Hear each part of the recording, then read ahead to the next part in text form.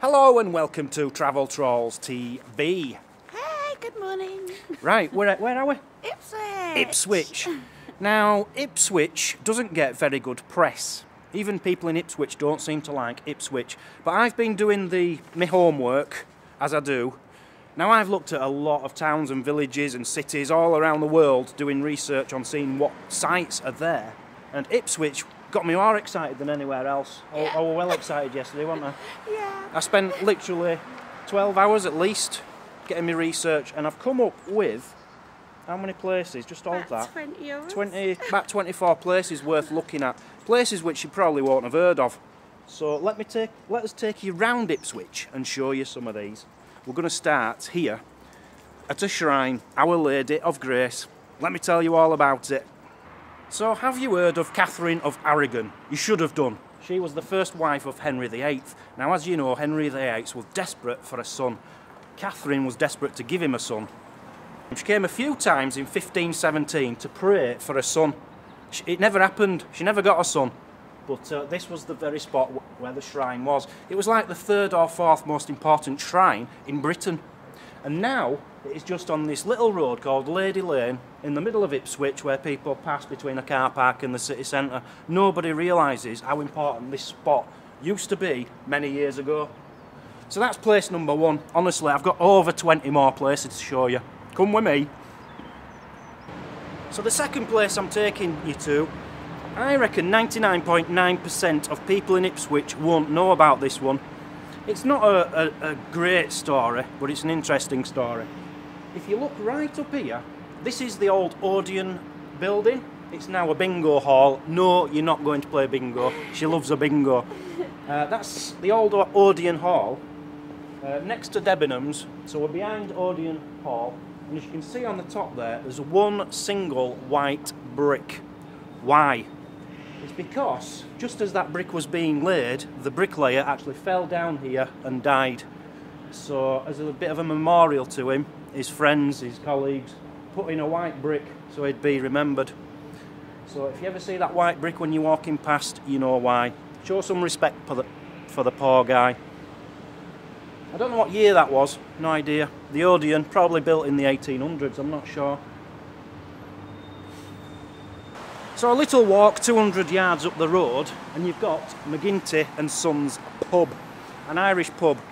Now, apparently there's a monk there, a ghost of a monk. Up in this direction, it's actually a museum now. It's called the Christchurch Mansion. The Christchurch Mansion is where there used to be Holy Trinity Priory, a priory many, many, many years ago. And apparently there was a monk who was murdered and thrown down a well. They killed a monk just up there at the Holy Trinity, which is now a museum, something, Christchurch Mansion. We'll be going there. And apparently, for some reason, he's seen haunting this pub, the monk. I don't blame him. I don't know if the pub was here back then, but maybe it was. But this monk does like to come to pubs, especially this one, McGinty's. We've only done a couple of sites and Mazzy's bored already. Stood across the road, she's not joining in anymore. Just a few more little facts for you. In the year 991, the Vikings came over here. They had 93 Viking dragon ships, sailed up the river, came into Ipswich and pillaged it all. Now, behind me here you can see a church called St Mary Le Tower. It's on Tower Street because of the tower here. Because this used to be the main church in Ipswich. Now, you see the spire on it at the moment, looking very beautiful. It's a very beautiful church, actually. That spire hasn't always been there. Originally, it had a spire on which collapsed in 1661. Now, the reason I'm telling this story is because of how it collapsed. A hurricane in the centre of Ipswich. That's mad. We just don't get hurricanes in Britain. Well, not proper hurricanes, but to knock a spire off there, that must have been one hell of an hurricane. Yeah. So Britain has had proper big hurricanes in the past, and it destroyed the spire on that church. God, it's bright. It's too bright. Let's move on. This is St Lawrence Church. Now it's in the Guinness Book of Records. It's in the Guinness Book of Records. I need my notes for this one because I've got a few notes. It's in the Guinness Book of World Records for having the oldest complete ring of bells in the world. In the world, not just locally, in the world. The oldest bell dates to around 1440. There's 5 bells. The others are from 1440 to 1450 and the 5th from 1480. That's fantastic. And apparently they were paid for by someone called Edmund Daundy, who was the uncle of Thomas Wolsey.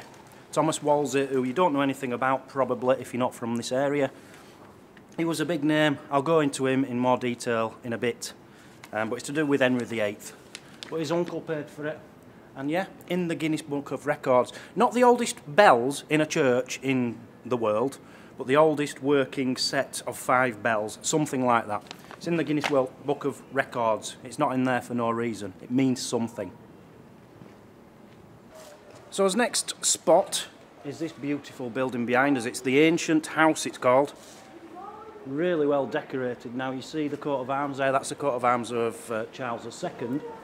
And the writing underneath there says, "Shame upon him who thinks evil of it." You didn't know that, did you? In Latin, that ain't what it says in English.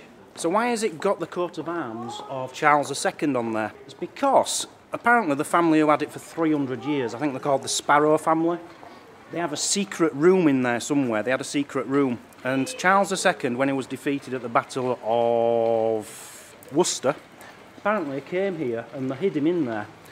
That's what the story says, but I can tell you now that's a load of rubbish. It's too far away from where he was. He didn't actually come here, but they're trying to say that he did to make this place sound cooler, I suppose. There's 4 panels up here.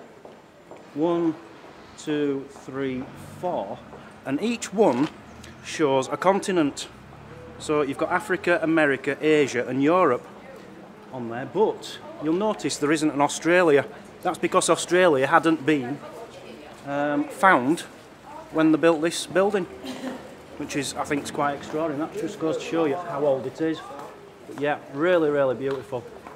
So I'll just show you these a little bit closer up. There you've got Europe, and that's a woman with a horse and a church-like building in the background. Moving over to here, you've got Asia. Asia's got a horse and a mosque-like building on it. There's the third one, which is Africa, which is a naked man holding a spear. And this one's America, a man with a dog at his feet. Why has America just got a man with a dog at his feet? Does that really represent America, a man with a dog at his feet? So the bad news is it started sinking. Oh. Yeah, it started sinking, so they had to do a lot of restoration work on it in the 1980s. And they used 260 tons of concrete to get it to stop sinking. But they've done a good job. It's all right now. It's beautiful. It's beautiful. Let's move on. Yeah. So just a very quick one for you here, because we're in quite a busy area, because the market's on just over here. But behind us you've got Giles' statue. Now that's Grandma. Giles is Carl Giles, and he was a very well-known cartoonist. He did illustrations in the Daily Express newspaper. Now he worked for a small newspaper, and he went to work for the Daily Express because it was more money. But he didn't really agree with their politics. But he did it anyway because it was on. Do you know how much money he was getting? Loads.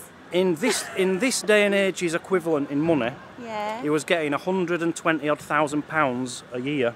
Blimey. Just for doing 3 cartoons a week. Oh my gosh. So he did really well for himself. But they wouldn't let him be in the war because I think he had one leg and he was blind in one eye and deaf in one ear. So they wouldn't let him join in the war. Oh. So he became a war correspondent. Went to the war, he met some kind of German prisoner while he were over there, and the German prisoner gave him his gun and a lot of his Nazi stuff. So he says, I quite like Germans, there's nothing wrong with them. Came back from that, and anyway, it was this cartoonist for many, many, many years. I've heard of Giles, the cartoon strip in the Daily Express, and he eventually left there when they stopped showing his work as much in the paper. And then the last straw was he went to London to have a meeting with his editor, and his editor didn't turn up for the lunch. They were having a luncheon meeting. Editor didn't turn up. He says, forget it. He says, I quit, I don't want to do this anymore. But this is the office. This is where his office was, in the window up there. And you've got a statue here of Grandma, who was his main character, and she's actually looking up at his office. And he was here in a wheelchair. By this time he was completely blind and almost completely deaf, and I think he only had one leg, but I'm not sure about that. So he must have had a pretty awful last few years. But he was actually here in a wheelchair at the unveiling of that statue, which must have been a very proud moment for him. Carl Giles, look him up, interesting man. Just to tell you exactly how important he is, he was voted the best cartoonist of the 20th century. Wow. So that's quite an honour. Yeah. And it was because of him, he was the inspiration for Leo Baxendale creating the Bash Street Kids in the Beano comic. Oh, wonderful. So if you've heard of the Bash Street Kids, which I'm sure everybody has, it's all because of Giles. Oh, wonderful. Right, behind us is a statue of a rugby player. Do you know anything about him? No. Nothing? No. Do you want to hazard a guess? No. Okay. His name was Alexander Obolensky. Right. Now that name suggests he's not English, doesn't it? Yeah. Yep. He was born in St Petersburg in Russia in 1916 and he died in 1940, but I'll get on to his death. He was Russian, but he came and he lived most of his life here in England, in London. And he went to Oxford University, so he was very intelligent as well. Good looking lad. And he went on, he played rugby for Oxford University. He went on to play football for Leicester City, who won the English Premier League just a couple of seasons ago. So he was obviously a good footballer as well. Now he got selected to play for England at rugby. And there were a lot of uproar about it because he's not English, he was Russian. He got selected to play for England. He became an English national when he was 20 years old. And he played his first game for England against New Zealand, the All Blacks, the best team in the world, and he scored 2 tries. And they reckon they are 2 of the best tries ever scored in rugby by an Englishman. And he got them both in one game. So a bit of a star. And apparently he went up to, I think they went to collect a medal or something at the end, and the King was there giving medals out. And I think the King whispered something into his ear like, "What right do you have to wear an England top? You're not English, you're Russian." So the King wasn't happy about it either. But yeah, top man. And unfortunately for him, in 1940 he was a pilot in the RAF. So he did, he represented us in the war. And he was coming down to land, not far from here, and his front wheel hit a rut or something in the runway and threw him. He didn't have his seatbelt thing on, his harness on, and he went flying out of the cab and broke his neck and died. Very young age. What will he have been? 30, if that. So, yeah, that's his story. He's actually buried here as well, and we're off to that graveyard, but whether we'll see his grave or not, I'm not sure, but that's the story of Alexander. So we're just stopping for a little rest. We're not even halfway through yet. And that's just the sights. Then there's 2 museums at the end. But what do you think so far of Ipswich? Yeah, I love it. I like it. I like it. Yeah. I don't know why anyone can knock this place. It's lovely. Yeah.